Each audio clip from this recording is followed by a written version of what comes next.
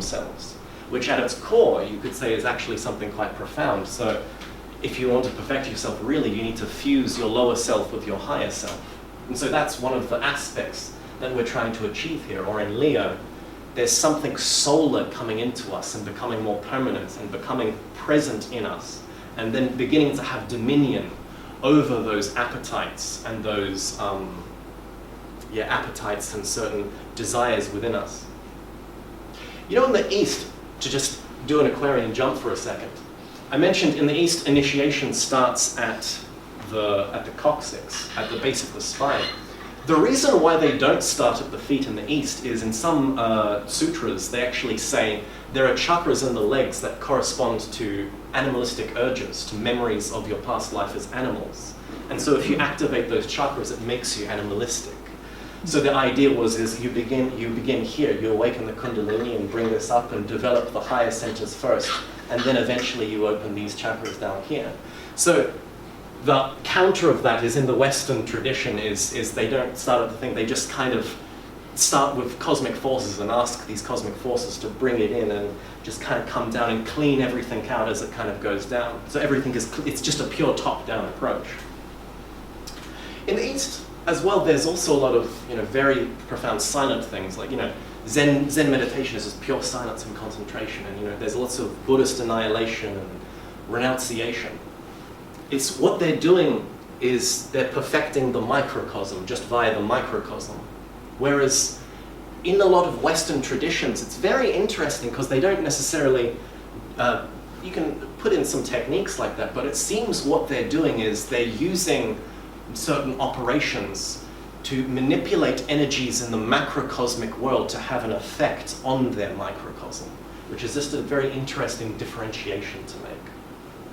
So the practice in Leo, which I hopefully didn't forget, is to breathe solar force into the heart. And so how this is done is, once again, it's another little yogic technique, as you sit down, and when you're in the month of Leo, it says you collapse the left nostril and you breathe exclusively through the right nostril.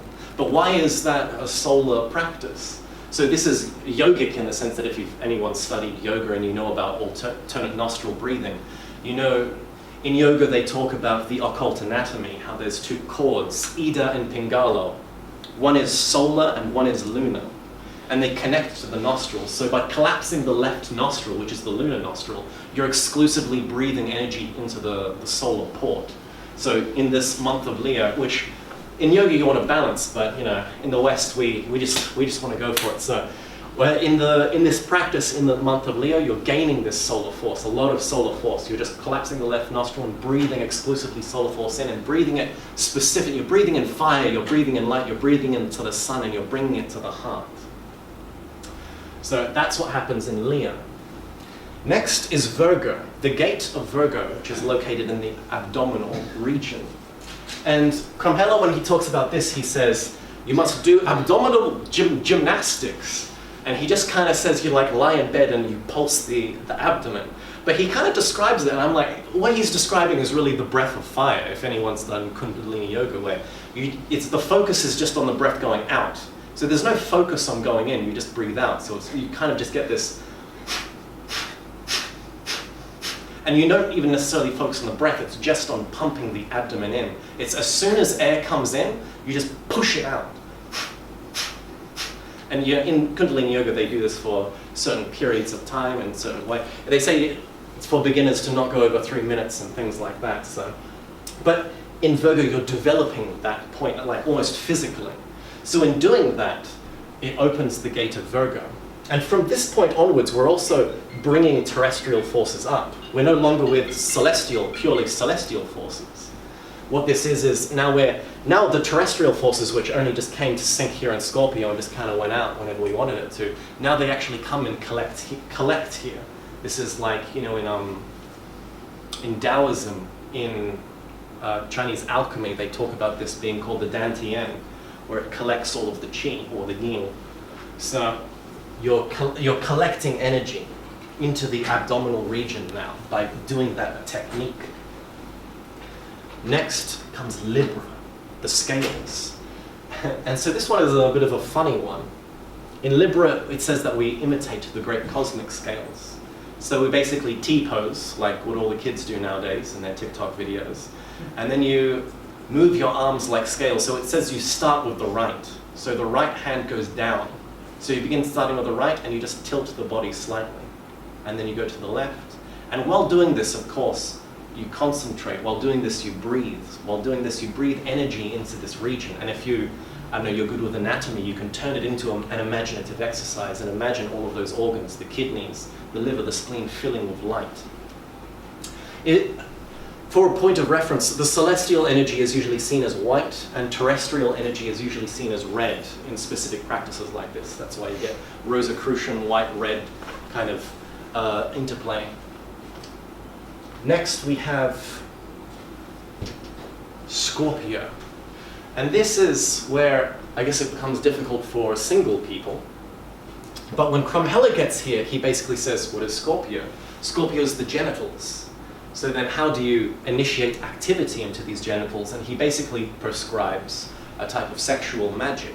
But it's not anything weird, like any weird kind of practice or orgiastic practice that he gives. It's basically, he says, with in a married couple, in a husband and wife relationship, or with a priest and a priestess or whatever, you have the male and female component, and you connect these two things, and this energy is then exchanged within the two. Or what you're really doing is you could say you're boiling the energy within yourself.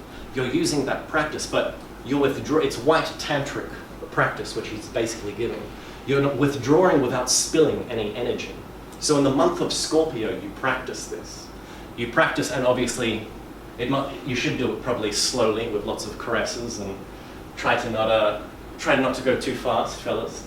But the idea is this becomes a more sacred act or a ritual act. You ritualize the most carnal act, and this transmutes that energy. So you could say it's like in ancient Greece, the word love, they didn't have love. They actually used 4 different words to describe love. They used the words philia, storge, agape, and eros. Philia just means familial love, and so it's like kind of 2 best friends. If you ever see like a buddy cop movie with 2 guys high-five, that's kind of like philia.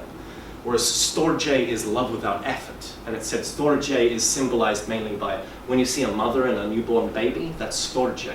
She doesn't need to effort to love her newborn baby, it's just effortless.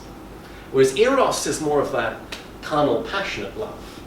And then agape, finally, is it's the Dalai Lama kind of love. It's the universal love, the compassion for all people. It's the universal love, the most potent one.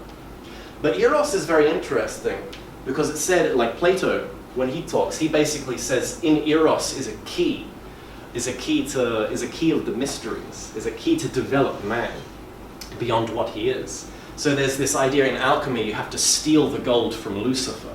So there's some energy, there's some context, there's something in there. There's lots of sacred sexuality around the world. When you look at the yoga schools, they all have a lingam and yoni, which is a symbolic phallus connected into a feminine part just on their altars. So sexual magic can be quite profound, and unfortunately in this day and age it has been kind of profaned, and people just kind of look up like all kind of weird things. But people back then took it very, very seriously. It's very interesting to read the context that a lot of those ideas came out of. So we're using eros and we're transmuting it. Perhaps you could say sexual magic is the act of transmuting eros into agape. But nonetheless, this practice then opens the gate of Scorpio. And then once we pass that, we are then into Sagittarius, the thighs. So with this practice, he basically wants to activate the thighs. So he gives this practice where you like squat, and you kind of squat onto the ground. But then he connects it and he says, Sagittarius is a Jupiterian sign. And if you're into palmistry, he basically says in palmistry, the index fingers correspond to Jupiter. So he says connect those 2 things. So he says squat, and then place the hands on the thighs and point the index fingers upwards. So he gives this weird kind of position to meditate in. So I'm not sure how long you can maintain this, but he says sit here, and he gives a mantra, I-S. So you mantralize, you intone this mantra in this position, going, E.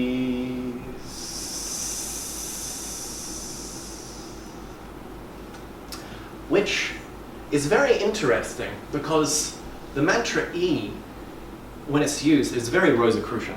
When it's used as something, it vibrates like it's supposed to vibrate the top of the head, and the mantra S vibrates like the bottom parts of the body.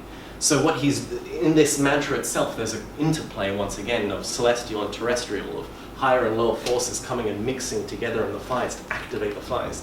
You're magnetizing the thighs, the blood in the thighs in this practice. You're opening the gates of Sagittarius. Past this, finally we get to Capricorn, the depression of the zodiac. Just kidding, but they're from Saturn, so what are you going to do? Capricorn's very interesting as well. They're the mountain goat. They're mountain goats. You know, some people kind of underestimate Capricorns because maybe they're earth signs, they're slow, it's hard for them to change, but in the end, mountain goats can climb and scale entire mountains. So there's something very admirable about Capricorns as well, despite the depression. Now, the thing with Capricorns is because they correspond to the knees, you then activate the knees. So there's kind of two practices that you can give. One practice is basically kneeling, so you can kind of do almost a prayer. You can pray like this if you're a Christian, or you can just do the practice in front of your altar or whatever you're doing. So you kneel, you activate the knees. And it's very interesting, in like Qigong, there's some enigmatic phrases where they say things like, in Qigong, you really understand Qigong when you can make the knees breathe. And they have enigmatic lines like this, but there's something important about the knees as a center. So we activate the knees, and you can use the mantra E-R-O in Rosicrucianism is said to be the mantra of the earth.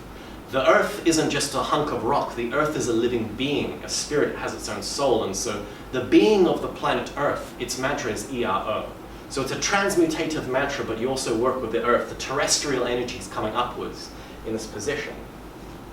But also Krumheller, he was one of those guys who was a member of like a bunch of different kind of things, like he was a member of this lodge and that lodge, and he was also a Freemason. And so in Capricorn, he basically says you can use like